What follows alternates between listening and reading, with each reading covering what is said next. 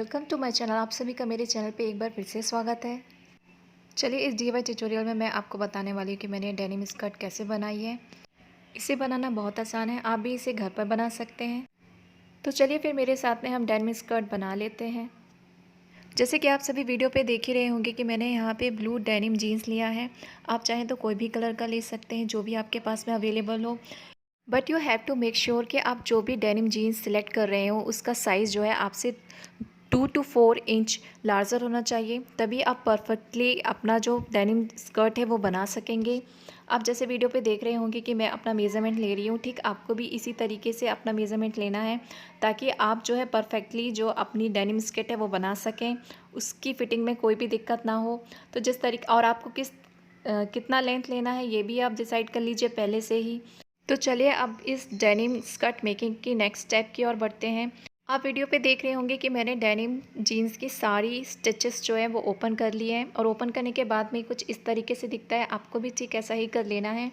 जितने भी स्टिचेस हैं आप उसे ओपन कर लीजिए।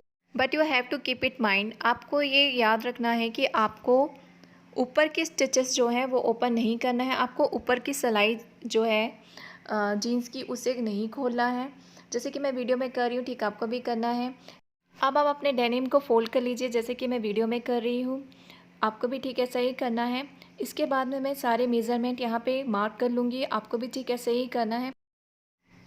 इस तरीके से आप अपने जीन्स को अरेंज कर लीजिए जैसे कि मैं वीडियो में कर रही हूँ। आप श्योर हो जाइए कि आपको कितनी लेंथ चाहिए अपने डेनिम स्कर्ट में, उस हिसाब से आप अपना जो ये डेनिम स्कर्ट है उसकी लेंथ रखिएगा। आप देख रहे होंगे कि मैं वीडियो में किस तरीके से अपने इस फैब्रिक को फ़ोल्ड कर रही हूँ, आपको भी ठीक ऐसे ही करना है। आपको भी डेनिम फैब्रिक को फ़ोल्ड कर लेना है जैसे कि मैं कर रही हूँ। तो चलिए फिर लर्न कर लेते हैं कि मैं किस तरीके से इस फैब्रिक पे मार्क कर रही हूँ। आपको भी ठीक ऐसे ही करना है। सबसे पहले आप अपने डेनिम फैब्रिक को अरेंज कर लीजिए। इसके बाद में आपको इसके फ्रंट एरिया पे जैसे कि मैं बता रही हूँ वहाँ से आपको स्टिचिंग करना है। अब ये डिसाइड कर लेते हैं कि मैं डेनिम स्कर्ट में कौन सा पार्ट फ्रंट रखूँगी और कौन सा पार्ट बैक में रखूँगी। तो जहाँ पे इस वीडियो पे मैं आपको बता रही हूँ कि जहाँ पे ज़िप लगा हुआ है मैं उसे फ्रंट में रखूँगी और बाकी जो जहाँ पे जेब है वहाँ पे मैं पीछे करूँगी। पॉकेट वाला पार्ट जो है मेरा स्कर्ट में पीछे की तरफ रहेगा। आप चाहें तो इसे अपोजिट भी कर सकते हैं। आप यदि कुछ नया स्कर्ट बनाना चाहते हैं, कुछ क्रिएटिव करना चाहते हैं तो आप वैसा भी कर सकते हैं। आप ज़िप को पीछे रख लीजिए और पॉकेट को आगे की तरफ रख लीजिए। बट मैं यहाँ पे ऐसा नहीं कर रही हूँ। आप वीडियो पे देख रहे होंगे कि अब मैं इसे जो है यहाँ पे डेनिम फैब्रिक में मार्क करना स्टार्ट कर रही हूँ। आपको भी ठीक ऐसे ही करना है। आपको जो है जहाँ पे ज़िप लगा हुआ है उस प्लेस को थोड़ा सा स्ट्रेट कर लेना है जैसे कि मैं आपको बता रही हूँ। फिर इसके बाद में हम इसके बैक पोर्शन की तरफ बढ़ते हैं। आप देखेंगे कि बैक पोर्शन में मैं किस तरीके से मार्क कर रही हूँ। बैक पोर्शन में मार्क करने के लिए मैं थोड़ा सा वहाँ पे कर्व बनाऊँगी।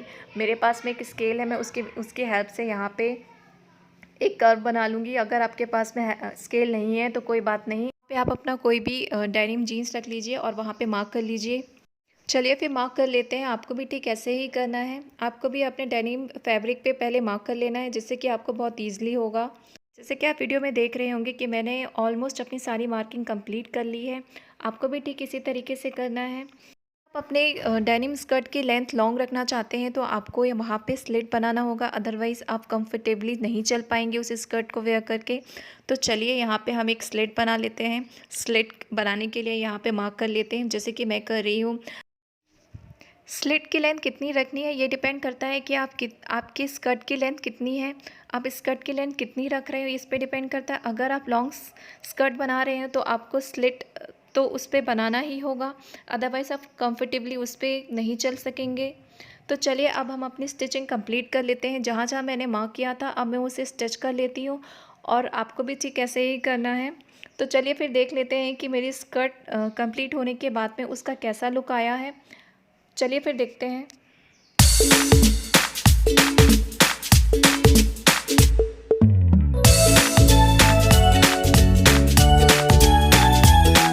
मेरी स्टिचिंग कंप्लीट हो गई है और मेरी स्कर्ट भी रेडी हो गई है। आप जैसे कि वीडियो पे देख रहे होंगे कि मैंने किस तरीके से यहाँ पे अपने स्कर्ट पे स्लिट दिया हुआ है। आपको भी ठीक ऐसे ही करना है। अगर आप लॉन्ग स्कर्ट बना रहे हैं तो वहाँ पे एक स्लिट ज़रूर दीजिएगा। और आप देख सकते हैं कि ये कितना गॉर्जियस लग रहा है और कितनी ईजिली बन गया है। अगर आप सभी को मेरी वीडियो पसंद आ रहा है तो प्लीज़ इसे लाइक कीजिएगा। अगर आपको मेरा चैनल पसंद आ रहा है तो प्लीज़ इसे सब्सक्राइब भी कर लीजिएगा। तो चलिए अब मैं आपसे मिलती हूँ मेरे नेक्स्ट वीडियो पे, तब तक के अपना ख्याल रखिएगा।